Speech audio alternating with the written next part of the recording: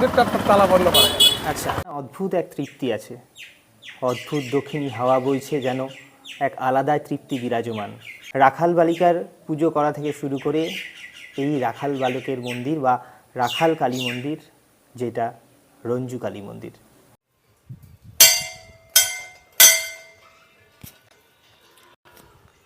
নমস্কার, আজকে এসেছি মহিষবাথানের রঞ্জু কালী মন্দির। এটি মালদা জেলাতেই অবস্থিত। মালদা জেলাতে নারায়ণপুর যে জায়গাটি রয়েছে, নারায়ণপুর থেকে ভেতরের দিকে ঢুকলে যদি আসতে থাকা যায়, অনেকটা আসার পর মহিষবাথান বলে একটি জায়গা পাওয়া যাবে। তারপরেই বাম হাতে এই মায়ের জাগ্রত মন্দির। এই মন্দিরটি অনেক বছরের পুরনো একটি মন্দির। সেটি এখানে একটি পাথরের মূর্তি রয়েছে, সেটি দেখলেই অনুমান করা যায় কতটা পুরনো সেটি বোঝা যাচ্ছে না, কিন্তু অবশ্যই একটি পুরনো মন্দির। রঞ্জু কালী মন্দিরের পুরনো মূর্তিটাকে আপনাদের এই সময় দেখাচ্ছি।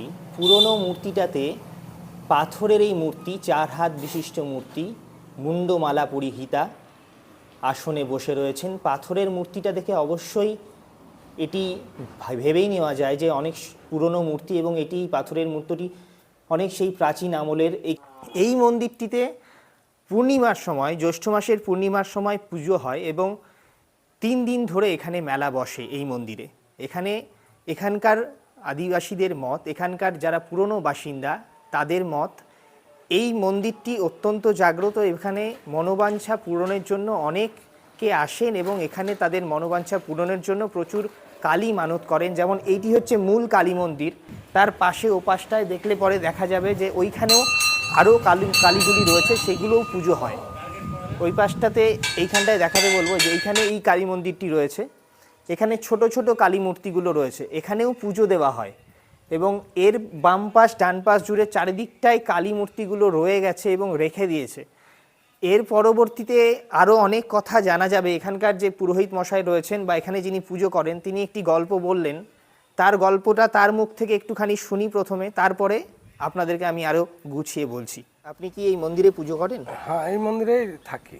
আচ্ছা আচ্ছা। তো এই মহিষবাথান গ্রামের আমি মোড়ল নিজেই। আচ্ছা, আপনার নাম কি? আমার নাম আন্তু সোরেন। আচ্ছা, তো এই মন্দির সম্বন্ধে আপনি কি জানেন একটু আমাদের সবাইকে বলেন। এই মন্দির সম্বন্ধে এই যে একটু আগে বললাম যে এই মন্দিরটা গরুর রাখাল এখানে একটু পূজা টুজা করতেন, কিন্তু কালী মন্দির মতো সেরকম ছিলেন না তখন। আচ্ছা, তবে আমরা যখন দেখলাম যে না, এখানে মন্দির, কালী মন্দির মা আছেন, তখনই আমরা মন্দিরটাকে বানাইলাম, স্থাপন করলেন।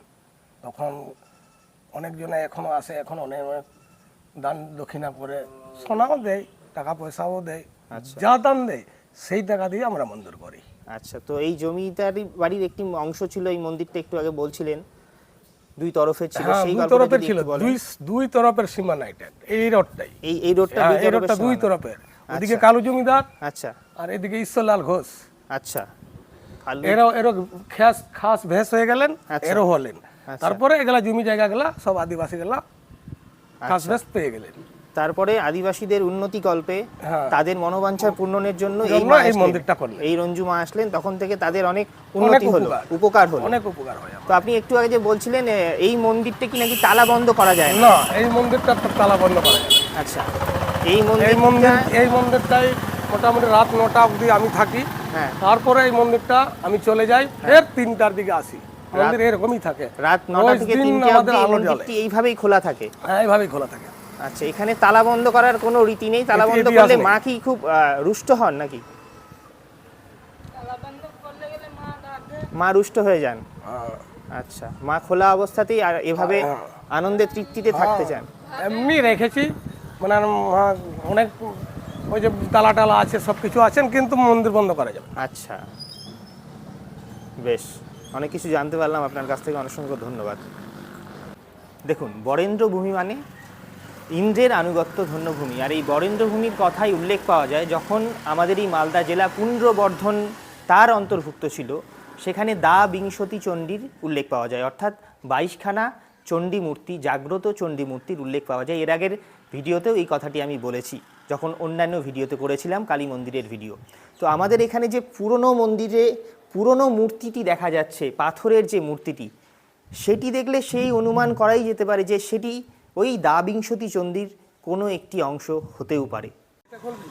যেটি জানা যাচ্ছে যে এইখানে এই মন্দিরটিতে অর্থাৎ এই রঞ্জু কালী মন্দিরে বলি কিন্তু প্রত্যেক শনিবার মঙ্গলবারই হয়, অর্থাৎ এখানে ওরকম কোনো নির্দিষ্ট নিয়ম নেই। যেটি পূর্ণিমাতে জ্যৈষ্ঠ মাসে হয় সেটিতে হয়, কিন্তু এখানে প্রতি মাসেই প্রতি শনিবার এবং মঙ্গলবারই কিন্তু এই বলি প্রথার প্রচলন রয়েছে এবং প্রচণ্ড জাগ্রত এই কালী মন্দির এমনটাই জানা যাচ্ছে। এবং এখানে এই মেলাতে অনেক কিছু পাওয়া যায়, যেটা উনি বললেন। এখানকার মোড়ল উনি এখানে রয়েছেন অনেক দিন ধরে। মায়ের থানটি ছিল, আস্তে আস্তে পরবর্তীতে দানের সামগ্রীতে এই থানটি পেছনে যায়, আস্তে আস্তে বড় হয় মন্দিরটি। সকলের মনোবাঞ্ছা পূরণের ফলে এই মন্দিরটি আস্তে আস্তে বড় হয়। এবার আপনাদের একটা দারুণ জিনিস দেখাই। যে মানুষই যায় তারা প্রত্যেকে প্রণাম করেই যায় এবং এই মা তাদের সকলের মনোবাঞ্ছা পূর্ণ করে। প্রত্যেকটি মানুষ যারাই যাচ্ছে এখান দিয়ে প্রত্যেকে গাড়ির হর্ন দিচ্ছে অথবা থেমে প্রণাম করছে।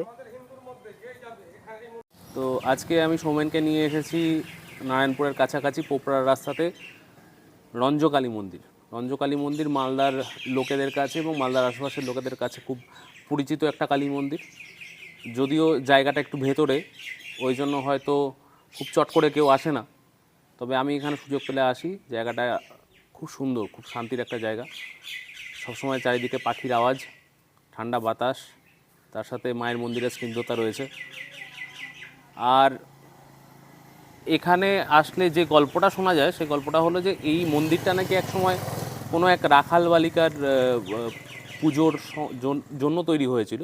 মানে এখানে চাষবাসের সময় কোনো এক রাখাল বালিকা তার নিজেকে পুজো করার, মানে বলা হয় যে মা কালী সেই রাখাল বালিকার রূপে এখানে এসেছিলেন, নিজেকে পুজো করার একটা আদেশ বা অভিলাষা নিয়ে এসেছিলেন। তারপরে এখানে এই ছোট্ট বেদিটা এখানে পুজো হতো। পরবর্তীকালে গ্রামের লোকেরা এখানে যে অর্থ দান হয়, এখানে ভক্তরা যে অর্থ দান করে, সেই অর্থের সাহায্যেই এখানে এই মন্দিরটা এখানকার লোকেরা, স্থানীয় লোকেরা তৈরি করে দেয়। কোনো রকম সরকারি সাহায্য নয়, কোনো চাঁদা নয়, এখানে ভক্তদের দান করা যে অর্থ সেইখান থেকেই এই মন্দিরটা তৈরি করা হয়েছে। বলি প্রথা প্রচলন আছে, মঙ্গল শনিবার করে পুজো হয়, বলি হয়। আর বৈশাখ জ্যৈষ্ঠ মাসে এখানে পুজোর সাথে সাথে একটা মেলাও বসে। বেশ কিছু দোকান আছে এখানে, দোকান হয়, দোকানপত্র বসে। আশেপাশে গ্রামের লোকেরা এখানে আসে, শহর থেকেও লোকেরা আসে। গাজলের দিকে যেতে গেলে বেশিরভাগ গাড়িতেই মা রঞ্জকালীর আশীর্বাদ